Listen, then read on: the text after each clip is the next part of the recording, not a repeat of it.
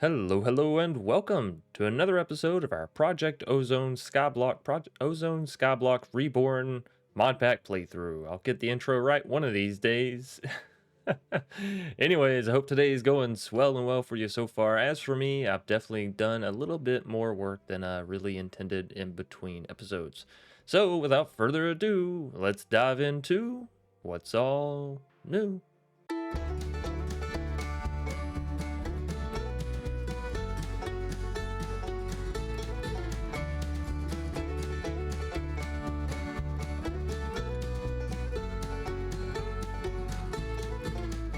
Good enough there. So, yeah, the base has been improved quite a bit. I believe last episode we had this kind of top platform minus the arcs, which arcs, whatever you want to call it, arches, I think is the right one.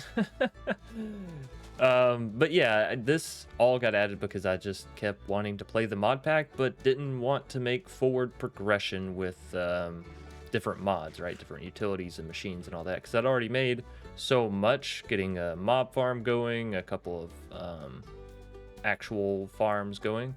And so, yeah, we're going to go ahead and dive in and look at all this stuff real quick just to give a quick overview. Now, I did say that in this pack and in this series, I want to kind of go through each bit a little bit more in detail. So that's what we're going to look at here. Now, inside this little mob killing chamber here, break it open real quick.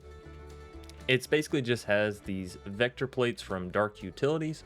They're relatively easy to make. You need blank plates and an entity conveyor. Now, we had gotten some slime balls earlier. I think we bought them from a wandering trader. So we were able to make these entity conveyors, which can then go into the vector plates. The blank plate requires compressed deep slate or compressed blackstone, and I'll show you some pretty easy ways of getting that today. So yeah, then you just put it all together. The nice thing with vector plates is mobs can spawn on top of them, and then obviously when they spawn, they just kind of get pushed into our mob masher. For anyone that's done a mob grinding type build in any previous mod pack, you'll probably recognize the mob masher. It is oftentimes used in mod packs because it is such a good item. Mobs go in, they get grinded up. You can add different upgrades to it. So if you type in @mob, it'll bring up the right mod for you. So yeah, it'll bring up the right mod for you. This also has mob fans, which can push entities. So you can use this if you would prefer. The thing with mob fans is oftentimes you're going to want to add these upgrades, the width upgrade, and these are going to require feathers, which of course we don't really have any chickens quite yet, so that's a bit of a problem. But the mod has a lot to offer. We're looking at the mob masher right here. Advanced modular mob grinder can be enhanced with mob masher upgrades. Mobs mashed do count as player kills, so you can get everything that a mob would typically drop as if you had killed it. You'll get the XP, you'll get the drops, all that kind of good stuff. And then yes, you can upgrade it with looting sharpness, so it kills a bit faster. Obviously, looting is going to be probably your best bet here. Now, I've not upgraded ours with looting, but looking at it, this is really cheap. This is a really cheap upgrade, and so we probably should do that. I'm going to favor it, so maybe today we can remember to do it. In the future, we can upgrade this farm by getting to the GM chicken feed cursed. This is going to allow us to infect a chicken. They will explode and give us a rotten egg, which, as you can see, it creates a 5x5 area of dreadful dirt. Now, basically what this dirt does is just allow mobs to spawn quicker and even bypassing non-mob spawning rules. So if you had a mega torch, the mobs would still spawn. I don't believe a mega torch is in this mod pack though, so we don't have to worry too much about that. Furthermore, you can give the dreadful dirt redstone and it will spawn mobs even faster. So that's pretty much it. To collect from the mob farm, this lever, by the way, controls the masher inside. So if you provide it with redstone, it'll be on. If you turn it off, it'll turn off. We're providing redstone to the glass, which goes through to the machine. So to pick up the items and the experience from inside the chamber, we're using the absorption hopper, and you can show the area here to see where all it's capturing and collecting from. You can move it with the offsets, and of course you can set where the items and fluid, being the XP, are going to go to. Now I have items going up into a crystal chest, and you can see here we have some bows, which I really need to like filter away to send them to the trash and all that stuff. But it's not become a real problem because again, we don't have any dreadful dirt in there, so mobs are just spawning naturally, and with it being such a small chamber, they don't spawn too often. That being said, it'll pick up the XP, which I've recently drained all of it. I'm not sure, maybe that orb's glitched up, but the absorption hopper will absorb the XP as well. Push it into the singularity tank, and then I can come turn the tap on to gain that experience. The Ender inhibitor keeps your Enderman from teleporting around. So if the mob masher hits them, oftentimes when an Enderman gets hit, its first instinct is to teleport. Actually, that's just in the code. The Ender inhibitor keeps that from happening. Now, from the chest, we do have some conduits, some item conduits, just basically pulling all the items out and sending them into a drawer controller. And the drawer controller is hooked up to all these drawers on the side, which are all locked. So that way we don't end up placing anything in here that we shouldn't, such as the bows. And yeah, it allows us to get a good supply of Inferium Essence, which we'll need for mystical agriculture later on.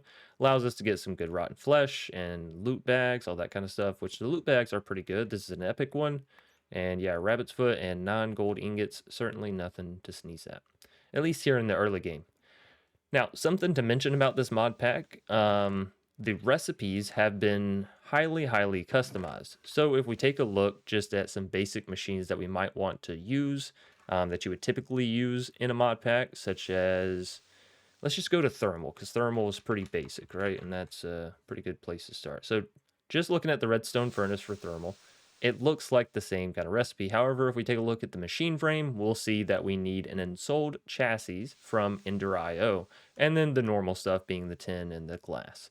Now, the ensouled chassis from Ender.io requires the void chassis as well as solarium ingots and soul chains. So obviously it's getting a bit more complex, and the void chassis you can make by using grains of infinity and so on and so forth. But the main point here is that a lot of these recipes have been adjusted. If you take a look at storage mods, right? A lot of them are going to require you to get the Tesseract in order to get going, or let's see here if I can find Tom Simple Storage. So yeah, for Tom Simple Storage, you actually have to get into Botania. You need a mana diamond, you need the infused ender pearl from RF Tools, obsidian chest. So like a lot of the mods have been tweaked, as you can see there, recipe by Craft Tweaker. So it's not the initial recipe, it is a new one. And of course, you know, these are going to require a bit more of us widening what we're getting into, because right now we've not gotten into Botania. I've been trying to save some of the bigger mods that we're going to need to get into for the episodes. A lot of the automation stuff as far as getting us resources that are just constantly being produced, i.e. dirt and sugarcane over here. Well, you know, let's just go ahead and do that so that way I can build my base, and if we need it, I have it, right? So let's dive into the full base real quick, and we'll go through every piece. So over here, this is a very underdeveloped farm. I've used it for getting flax, which helped with the rope, so it's purely aesthetic stuff for the flax. But then we have a growth accelerator and a crystal resonance generator.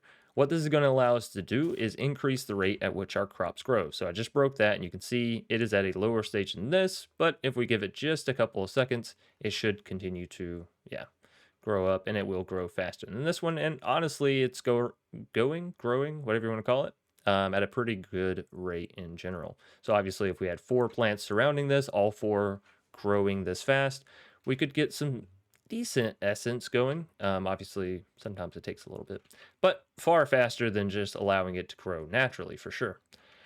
The growth accelerator right here is a part of applied energistics 2. Now, the hardest part about getting the growth accelerator is going to be getting these Fluix crystals. If you look here in the in-world transformation for applied energistics, for the Fluix crystals, you can see you can submerge them in water, or rather submerge the ingredients in water and get 2 of them back out. The ingredients being charged Certs Quartz Crystal, Redstone, and Nether Quartz.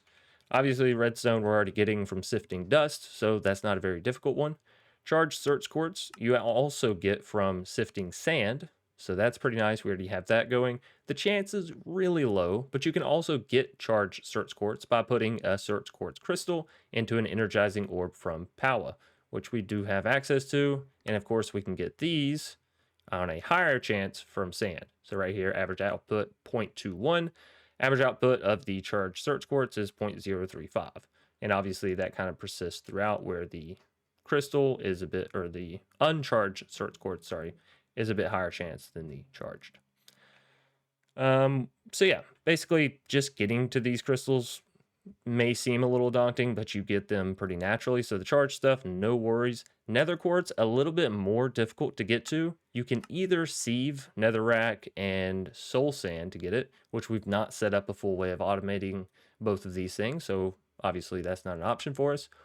Or you can alternatively use the crushing macerator and crush down your diorite and get nether quartz at a 25% chance. You can get diorite from diorite pebbles, which you get from sifting gravel in a flint mesh or dirt in a flint mesh. So yeah, pretty simple there. Obviously a bit of a roundabout way, but if you really want the growth accelerator, it is achievable. The growth accelerator is going to need some power of some source. So we have the crystal resonance generator, which basically is just a little device from AE2 that says provide, minimal power output essentially to a singular system or whatever. It's very basic, and it's just a simple way to generate power without needing a generator or any of that kind of stuff. So again, pretty simple. The hardest thing is going to be the Fluix block. Oftentimes whenever I stream, it's the first time that I'm like really talking for the day or having a conversation. So it's, you gotta get all your like voice cracks and stuff out of the way. Anyways, I keep talking about us sieving and sifting and having everything kind of on auto and having our resources kind of go through the sieves. So over here, we actually have the setup for everything. We have the mechanical hammers, we have the mechanical sieves, and we have an output for all of the possible items that they can produce. Inside each sieve is a diamond mesh, and inside each hammer is nothing. I don't know if this is a glitch or if it's meant to be or whatever, but I've found that if you make a mechanical hammer, then you place a hammer in there and take the hammer back out, it will work just freely. Generally, you need a hammer to get these things going. I guess I don't have a hammer just at all. It's fine, we can make one real quick. So yeah, generally you need a hammer in the machine for them to run, I think. I think that's how they usually work. However, as you can see, mine don't have a hammer in there. If I was to place a hammer, it will start using the durability. And I believe if we enchant this hammer with efficiency, that kind of stuff, that it does take to it. And obviously with the hammer in there, I think it goes a little bit faster. But as you can see, pull the hammer out and it's still going.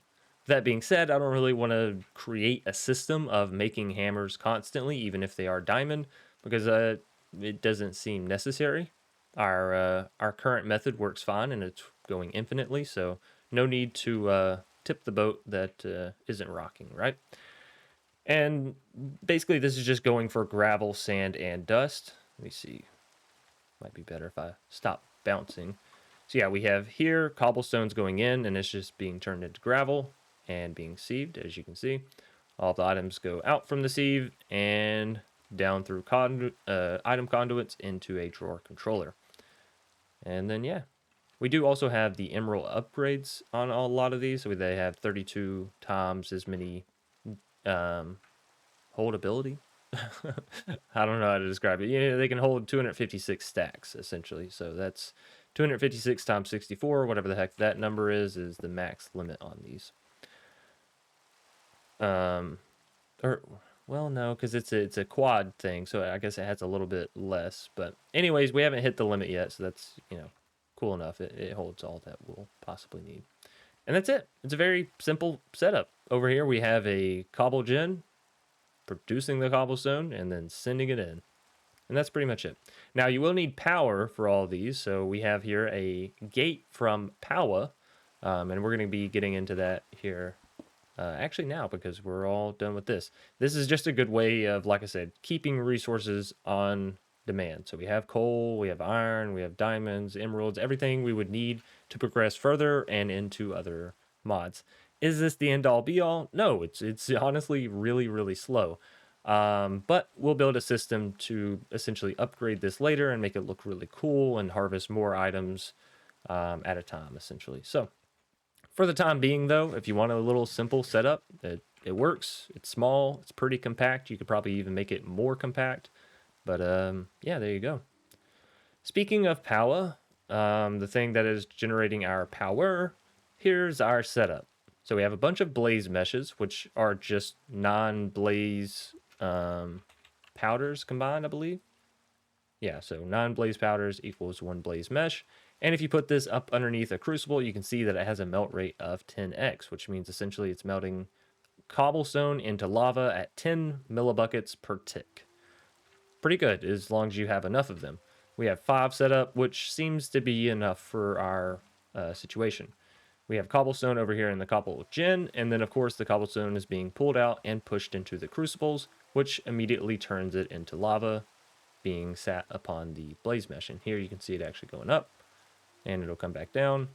And 5 seems to be enough. Obviously, we have some that are fully filled. The ones that are empty gives us a good indicator as to how much lava is truly being used.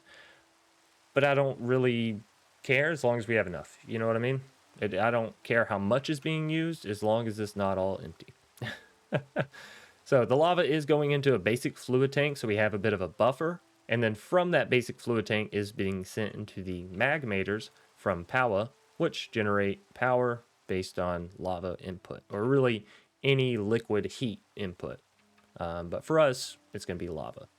Now we have 3 of these, each producing 80 Fe per tick. As you can see, these 2 on the right are completely drained, meaning we're using at least 160 constantly. And then this one kind of fluctuates, so I'd say we're probably using slightly over 160 Fe per tick with our current setup on everything. From this, we have cables pulling the power out. We have 1 energizing rod and 1 little energizing orb to get us different materials, such as the the energized steel or whatever it is that comes from Palwa, and anything else. This also can be used to create the charged search quartz crystal from earlier. So if I was to take a basic search quartz, input it into the energizing orb, which we can show this real quick. And it's just about nighttime anyway, so we'll do this and then we'll probably take a snooze. Let's see. There it is. And I don't have any way of really preventing mob spawns yet on the platform, so we are just sleeping because obviously I'm a bit lazy when it comes to throwing down torches. So there we go. Took a little second, but now we have a charged search quartz. And of course, if we wanted to go turn this into fluix, we now can. Let's go snooze. This will get rid of the rain. It'll change the day. Be fantastic. All right. Sorry, if you ever see that little 0 pop up, you know it's because I've muted myself. All right, so Power, let's get back over into it.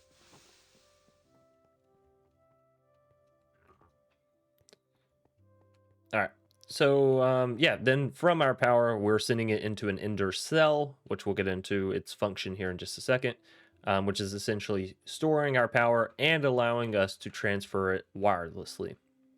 Here we have a Tinkerer's Workbench, which does one sole purpose, and that is charge our building gadget. There we go. Now, I've also made a storage bag from Cyclic, whatever you want to call it. This is a pretty basic craft. It just requires some leather, some diamonds, and a crate, all of which are fairly easily obtainable. Now, I will say the leather, if you're looking for a handy dandy way of getting around it, because again, you're just like me, not really focused on getting cows quite yet, you can get leather armor from your mob farm, obviously. Crush it down in the crushing macerator and get the leather that you need. A lot of the armor pieces gives you well, a fair amount of leather, honestly. So that's a good way to do it. If you don't want to do that, you can try and rush to the redstone furnace, and then you can use rotten flesh to turn into leather. Obviously, we're not quite there yet because I wanted to do everything that I wanted to do on camera. So let's dive into power real quick because I think it's a good entry point for generating power and for transferring it wirelessly, which is obviously pretty huge, especially in the early game, having that ability to where you don't have to go set up a generator over here and then go set up a generator over there and so on and so forth. So the basis for power is going to be the energizing orb, the energizing rods, how you choose to generate your power, right? Because there's a furnator, which generates it using one method, a magmator, a thermogenerator. There's a lot of different ways of generating with power, but essentially it all goes in the same progression. So you start out with energized steel, and then it goes blazing, niotic, spirited, and nitro. And as you go up in tiers, it goes up in power. Now, the basic setup for what I have here to just get you started and going, you'll want some cables to transfer the power. You want some way of generating power. I recommend the magmator if you're going to be using lava. Now, the reason for this is the thermogenerator used to be a pretty decent way of generating power. However, if you send it all the way up to nitro, it only ends up generating 2,000, whereas the magmator can end up generating 40,000. May seem a bit unfair, but the thing is the thermogenerator doesn't use lava. You put lava underneath it and then it just generates power infinitely. So it kind of makes sense that it's nerfed a little bit because it is easier and cheaper. Now that being said, if you want to go for this, because obviously here at the basic point, it generating 60 as opposed to the magmator generating 80, well, you're only losing 20 FE, and now you don't have to worry about inputting infinite lava into it. I mean, that's a pretty good trade-off, if you ask me personally. Again, if you move up to 100 for the hardened, to 200 for the magmator, may seem a little steep of a slight, but if you make two of these and just put lava underneath both, again, you don't need an infinite lava source. I like to scale my stuff up, so we went ahead and went with the magmator, so I don't have to build, 20 of these to equal one of these. Simple enough.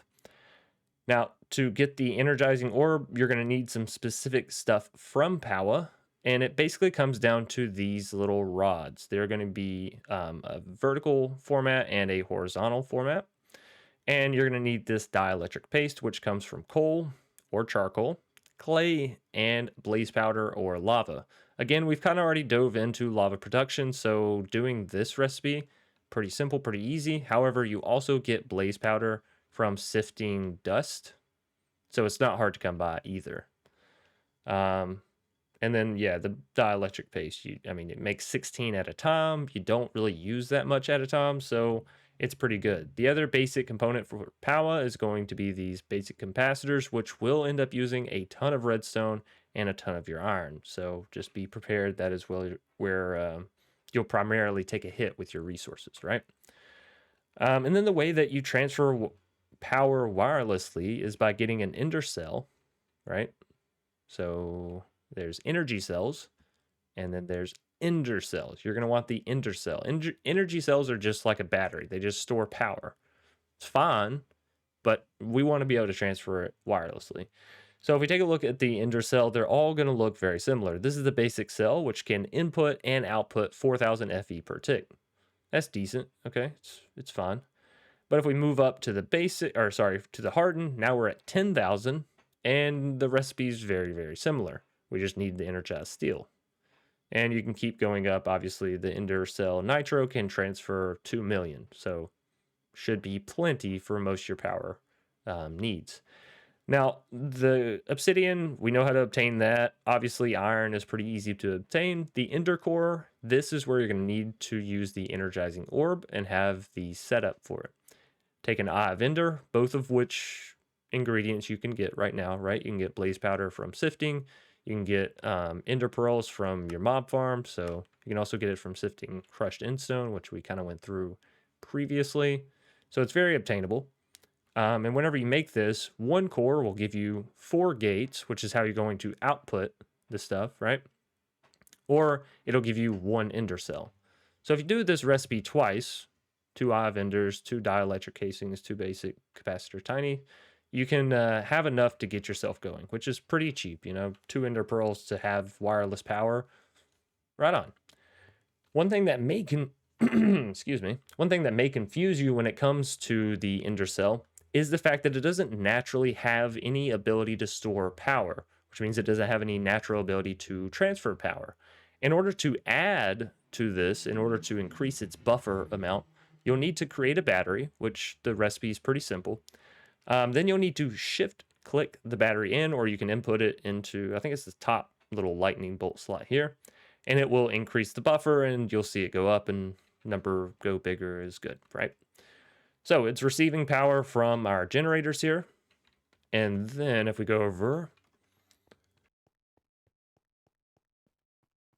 take a look at our setup, you can see we still have the powers, and then up top is the actual gate. So it's this little teeny tiny square thing right there, and that is outputting all of our power. If we right click on it, you can see it's set up on the right channel. It's able to output 2000 FE per tick, and we have 1 million FE stored in it. So everything with power for early on is actually really quite simple once you get into the power mod. And I do recommend it. Like I said, having wireless power this early on is really, really huge, given a lot of the machines are actually gated behind a lot of different processes, which is what we're going to be diving into today.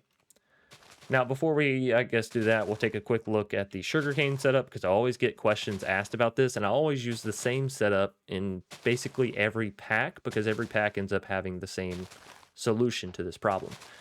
So there's going to be SNAD, which is sand, but when you put crops on it and give it a redstone signal via anything really, but we're using a redstone clock, it grows the crop really fast. As you can see, the sugarcane's growing at an incredible rate.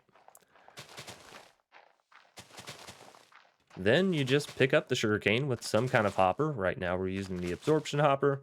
It's sending it down into a spruce drawer, which has a hopper connected onto a barrel. You'll want to cover the barrel with something, because whenever it rains, this will take on water and it'll stop your whole process. Hence why we have a dirt block just above the barrel. But yeah, this is going to auto produce us dirt. And dirt's really good because it allows you to grow animals, and obviously you can sift it for various seeds and so on and so forth. But that's basically the whole setup. We have block breakers up top, which just break the block. All right.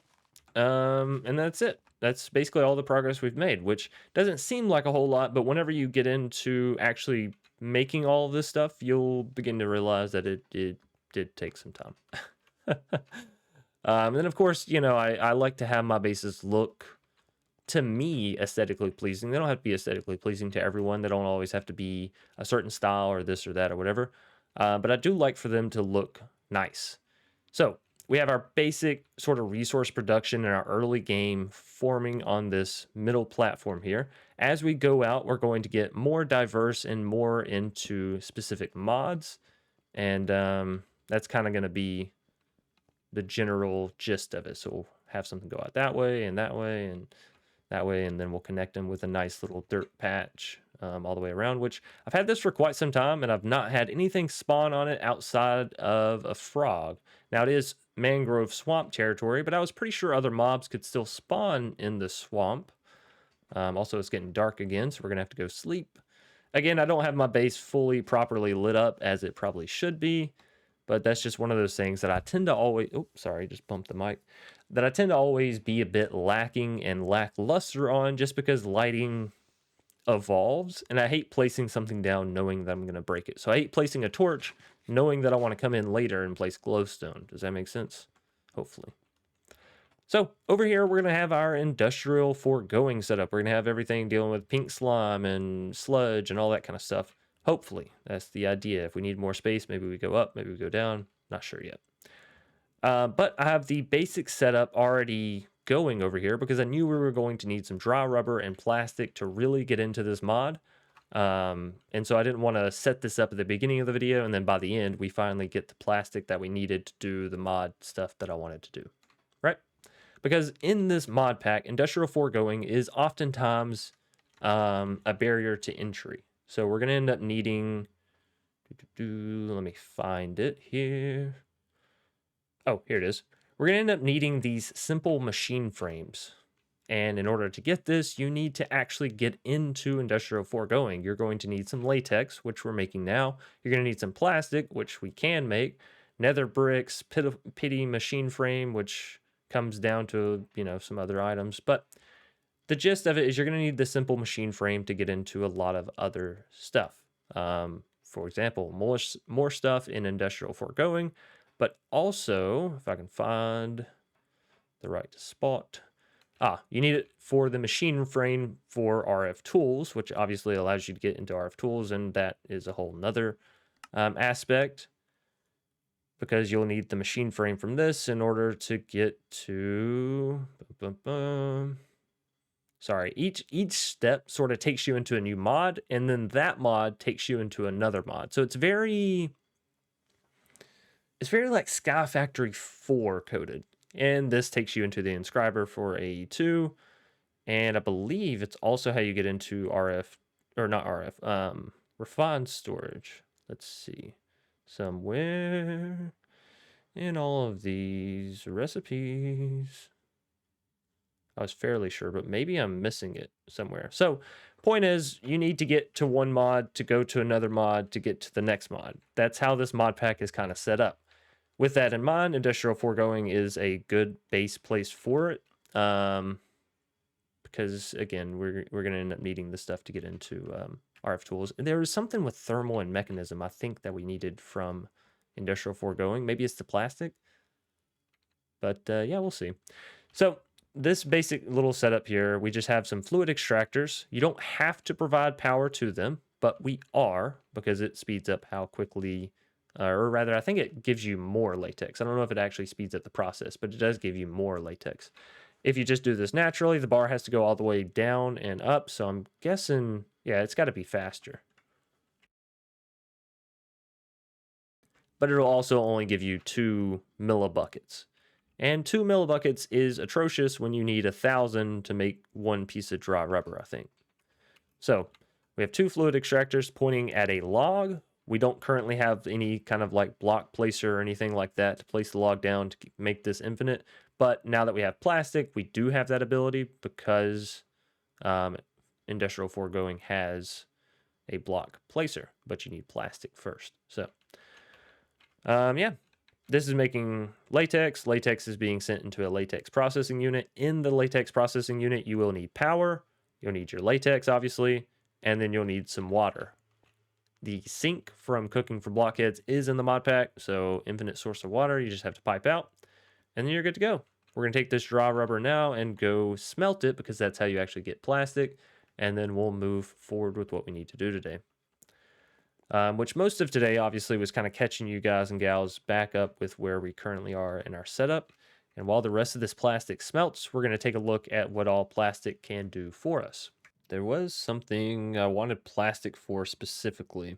Maybe it's just the block placer and that kind of stuff, but I feel like one of these machines leads into another. Oh, you know what? I think I know what it is. I think it's the harvester, the thing that allows us to auto harvest crops.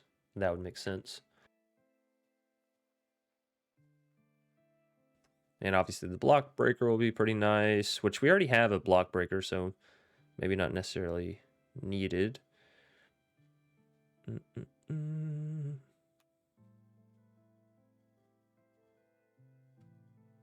not the hydroponic bed. What,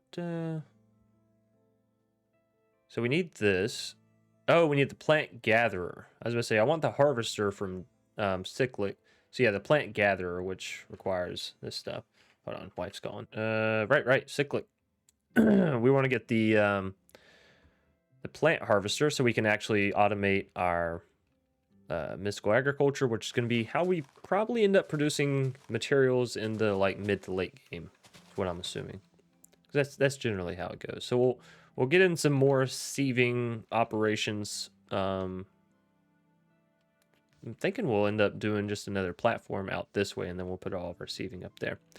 But now with having plastic, we can indeed move forth with various different things. And again, the simple machine frame is going to require latex. And I just can't remember what it was that I needed from the simple machine frame. But there was something specific. Oh well, we'll figure it out as we go. So let's get into the plant gatherer. In order to do this, we're going to need some plastic. We're going to need a pity machine frame, gold gears, and some iron tools. Now, a good way of setting up crafting early on is to have this crafting station, which you can make just by taking a normal crafting bench. Let's see here. And just place it in the crafter, and here's the crafting station. What this does is it holds its inventory. So if I place something in there, it'll stay. It also allows you to access the surrounding chest when you're crafting. So you see here we have access to iron and all this kind of stuff, and over here we have access to wood and cobblestone and all that good stuff. The problem is it does kind of make your bookmark bar a bit scrunched, but if you can deal with that, then it should be fine. So let's again go back to where is the plant harvester? This. And plant gatherer should be this. So we're going to need the pity machine frame, which is going to require a flux infused gem block, which requires 9 of these. The way you get this is by 1 diamond and 5 redstone. So we only have enough for 8. Let's go see if we've managed to sift enough to help. Yep, there's a bit of redstone and a bit of diamond. Okay, and we'll throw this in here. Oh, I guess I didn't really mention the generators that I have going on here. This is how we get our black stone, obsidian, and regular stone basically for free. So basically, you make the cobblestone generator, which, let's see. I don't know that I have it over there anymore, so let's see. Cobble gen. It's this little block right here. Not hard to make. Block of coal, a few other items, that little fuel power verifier. You can change what it's generating up here at the top. So if I click it, you can see it's going into different things. And let me take that cobblestone out of there. And then, yeah, we just have a hopper basically pushing it into the place in front of it. You fuel it by just putting a lava bucket and a water bucket in there. You don't have to replace them or anything. It does take upgrades, but the upgrades end up losing durability. So I've found just letting it kind of run and do its thing in the background is perfectly good. 420 obsidian means we can do a lot of the void upgrades for our drawers, which we'll end up needing later on. And obviously blackstone, we can end up, I believe, crushing this down to get a couple other resources. Yeah, so this is how we can get some black dye, ancient debris, so we can get into netherite stuff. So it should be pretty good for us. Can this? Oh yeah, it can. But you don't get black dye at this stage. We do need black dye for something, but I don't remember what. So guess we'll figure that out when we get there. All right, so back to what I was doing. The flux infused and the plant gatherer. Let's do this. That's 15. That should be more than enough. So let's make 9 of these. We will combine them together to get our block. And then we'll make our pity machine frame. All right, so 1 part done. We need gold gears. Oops, probably should have shift clicked that. There's 2 gold gears. We already have the plastic. That was one of the harder parts of this. Then we just need iron tools, a hoe, an axe, 2 axes, and a hoe. Okay, so let's do this. And then if I click over here on the chest, you can see I can swap tabs. So we'll need 2 axes and a hoe. Let's go 1, 2, 3. And that should be it for the plant gatherer. Fantastic. Let's go sleep real quick because we're just burning through the Minecraft days. Honestly, I'm a little afraid to check to see what day I'm on because there's been a lot of days just skipped because we end up getting the blood moon event, and you can't sleep during the blood moon event, and it spawns more hostile mobs. So basically I just box myself in, walk away, and then come back. So yeah, this is day 118, but not a whole lot of progress has been made, and that's because the game's kind of just been running for quite a while on some days, and probably even multiple days on end, where I just kind of walked away. So yeah, there's that. Let's see. Do we have any gates to power this? I do still have some gates in my backpack. Fantastic. And just to give this little guy a test, place him down.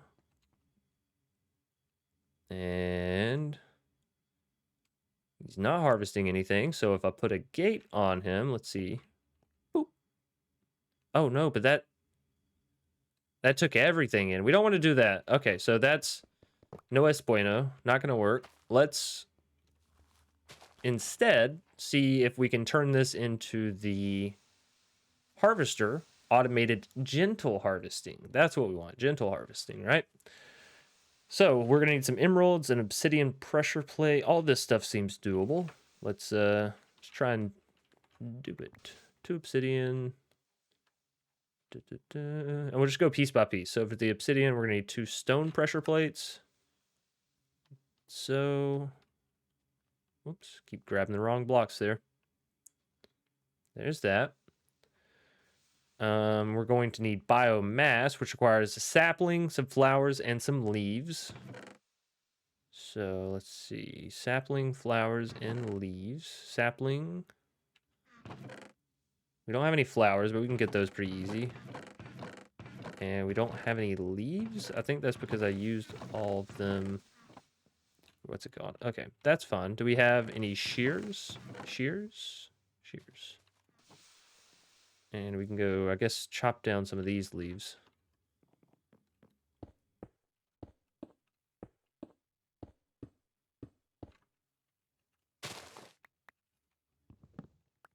There we go. Oh, I guess that's one way to get down. Oh, better make sure I have enough spruce saplings to place that. I should, right? Oh, yeah, we got plenty. Okay. So leaves, saplings, and what was the other thing that we needed? Flowers. Let's get some bone meal. We should be able to get that rocking and rolling. Bones. Bones. Bone meal. Can you get flowers in a mangrove swamp? Do they grow flowers? Guess we're about to find out. All right, so that's a big no on the first one. No on the second one. You can't get flowers in a mangrove? You cannot get flowers in a mangrove. Holy. Okay, well, that kind of stinks. We got some peanut seeds. But what I can do is move some dirt over here because I know this turns into jungle. Oh, jungle. Yeah, so I can put some dirt and grass over here and then get it to grow. And then we can get some flowers. Not fantastic, obviously, because waiting for dirt to grow takes forever. And I don't have any flowers. Oh, whoa. Oh, it's what?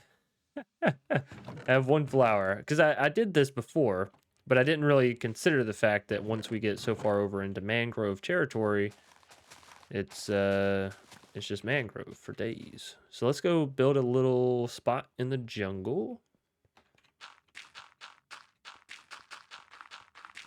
And we'll need this, obviously, to grow some grass. So we'll need some grass seeds. Do we have grass seeds? I may have used all of them. Grass. I don't think... None of those look like it. Because they look kind of like... Yeah, like yellow little pumpkin seeds. Kind of like, this is a pumpkin seed. That's a grass seed. Yeah, pretty close. So what we can do is just take some dirt and go sift it real quick. Because I still have the legacy sifter, siever, whatever you want to call it, over here. I don't have any... Oh, I do. Yeah, never mind. We got some grass seeds right here. We can go ahead and sift this dirt, though. Oh, that's a very vibrant green. But yeah, it may give us more grass seeds, which of course will expedite the process a little bit here. Cool. I guess just throw everything we can in here. And we'll pick up everything else. Let's see. Oh, we got 10. That is pretty good. I'm not too concerned about everything else that may or may not have been achieved from that. All right, so with 10 grass, we'll just go ahead and throw most of it down. I'll save 2 in case I want some grass in the future. Maybe I should go put this with the other plant stuff so I don't forget it, lose it, any of that kind of stuff that I'm pretty common to have happen. All right, with our bone meal, we may need a bit more bone meal, but that's okay. We should have a lot of bones down in the mob farm. Let's see. There's 1 flower. I think we needed 4, so that's 3 there because we already have 1. And let's go get some bones. Should have some over here, right? Let's see. Yeah, 481 bones. Okay, that's a lot of bones. Oh, and as you can see, our singularity tank is filled up with fluid. So if I right-click this, see my XP going up, and I right-click again, and it stops. So yeah. Let's do just a... Oh, shit. Let's do just a little bit of bone meal here. I don't think we'll need actually that much. Yeah. Perfect. And it seems like we're only getting dandelions from the jungle. I'm not sure what the actual flower spawn, not rates, but spawn areas are. But that's okay. So there we have biomass. We have everything except for the copper nuggets and the compressed cobblestone. There's the copper nuggets. And honestly, we should have... That's double compressed. That's compressed. Okay, so let's see. Can we build it? Yes, we can. Fantastic. All right. Sorry to hit you with the Bob the Builder reference there.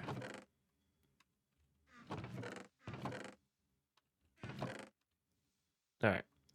And let's go see, basically, how this will work. All right, so harvester. It says gentle harvesting. I'm gonna take you at face value for this. Oop. Oh wait, is it? It's backwards.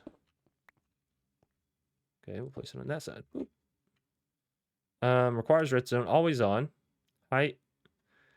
What is this? 13 by 13, so 1 by 1. Holy guacamole! That's huge.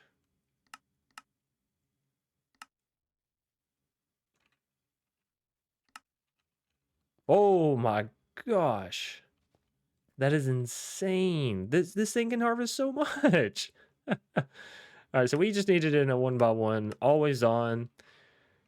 Down, up, down. What?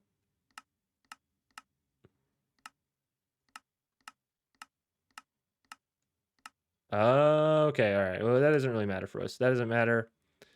We'll turn the preview outline on, maybe. Always on, and then just give it a little slapperooski from a gate. And oh, snap. Okay, but it doesn't pick them up, is what I'm noticing, right? It just sort of pops them. Pops them out and off. Let's see.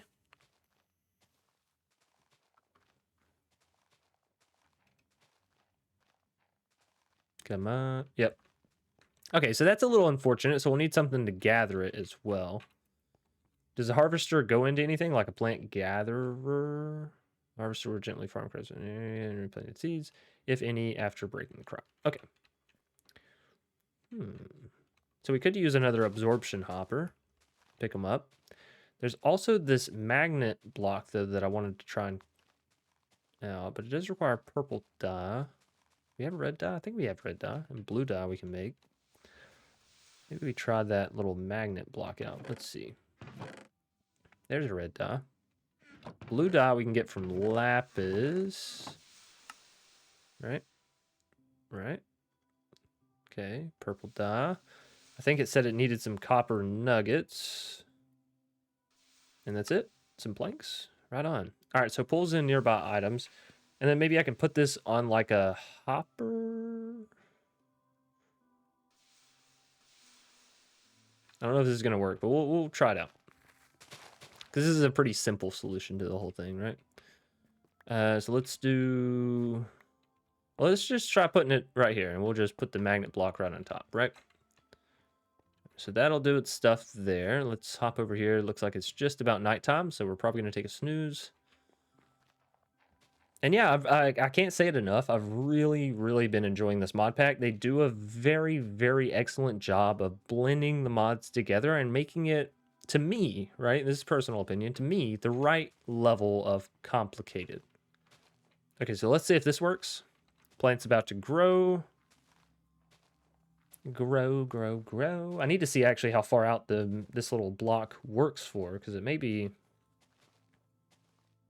it just pulls it right beside it. So we would actually need it to be like on the same level. There's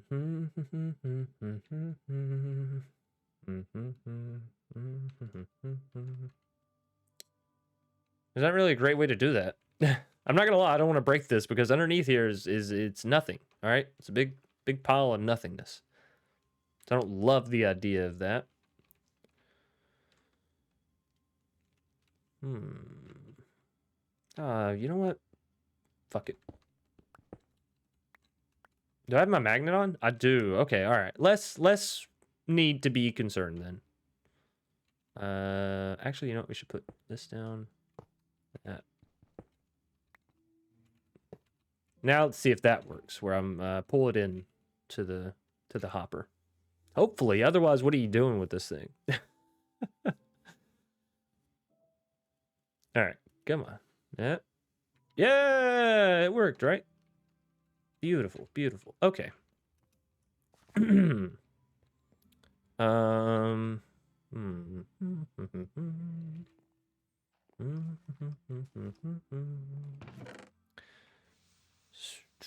I want a drawer is what I want.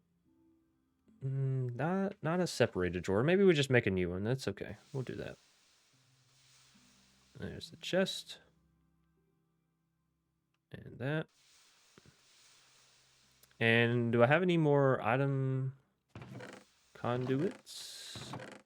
I do not. That's fine. There it is.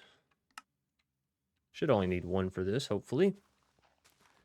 Oh, and I need to turn that outline off. I don't want that persisting there. All right, so if I do this, and let's go ahead and set this to always active. That there. Break this. And can I get that? Yeah, insert that. And let's turn off this preview. Let's see. Preview hidden. Okay. So that should allow us to just have infinite Infurium stacking. It's at 9. Now it's at 10. Beautiful. And if we surround this growth accelerator, obviously with more seeds, we can have the harvester go a little bit further. How much energy does this use per smack, whack, tick, use, whatever you want to call it, process?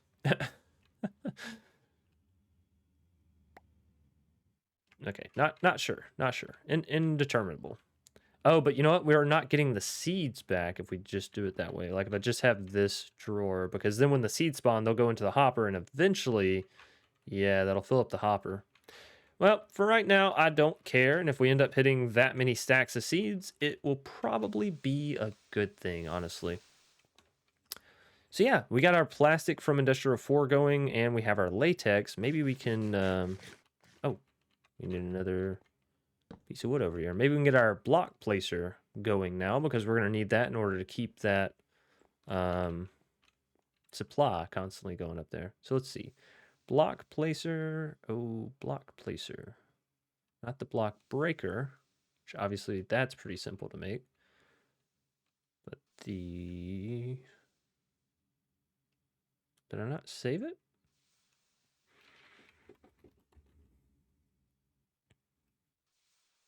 Block placer. Okay. What?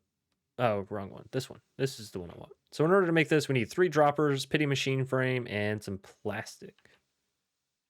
All right. I think the droppers we should be able to make. 1, 2, 3. That's easy enough.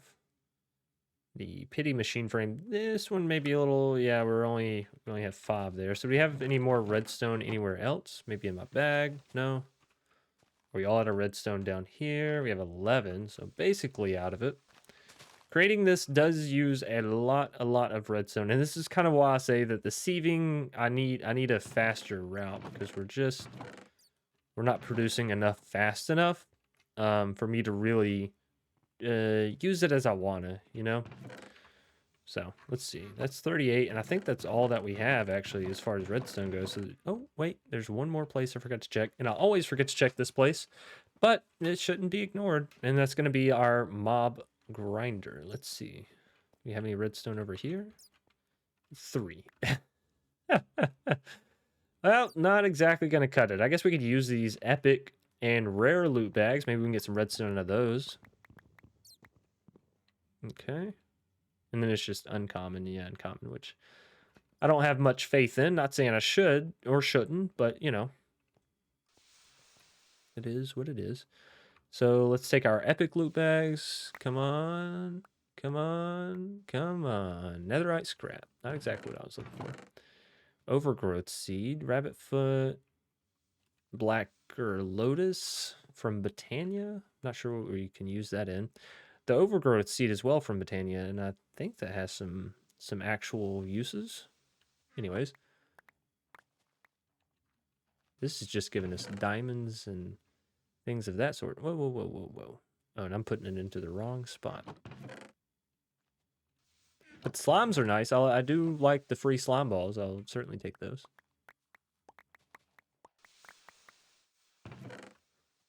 Candy, okay. No redstone though, huh? It sure does like giving us gold and iron. Well, that's a bit of a bummer. Okay, well, whatever. Good iron resupply, I suppose. But I still don't think we have enough redstone because I think it takes 45, right? Which, of course, I could go sift some, but that kind of defeats the whole purpose of having things on auto output. Okay, well, while we're waiting on the rest of this, what else do we need? We just need plastic and the redstone dust. So yeah, we'll actually need 46 pieces of redstone in order to do this. Do I have any dust kind of piled up that I can just go sift down real quick?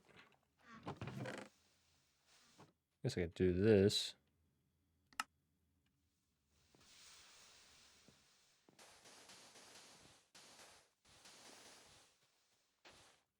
And then just go sift it myself, you know? Roll up the old sleeves, as it were. Yeah, let's see. Problem is, these are only iron meshes. So let's see what we get. We got 12. All right, that's fine. Plenty of redstone. Mission accomplished. Let's do this.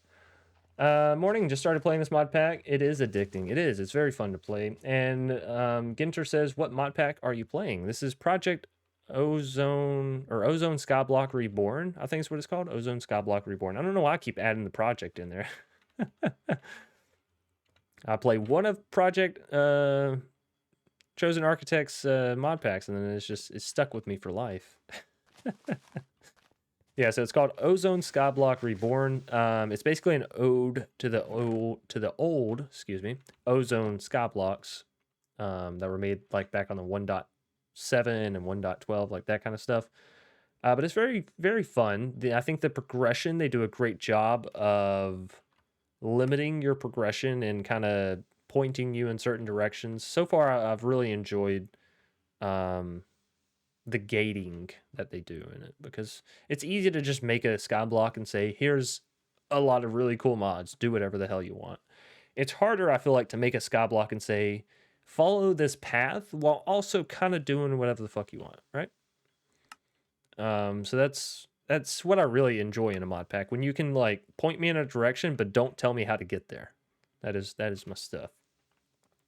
So why do I need do I need to make this? I mean, it's got to be better, right? If it takes more materials, it's got to be better. That is my general philosophy in life. So andesite, I think we do have some andesite somewhere, right? Because I got the andesite pebbles. Hello, andesite. You're not in my site.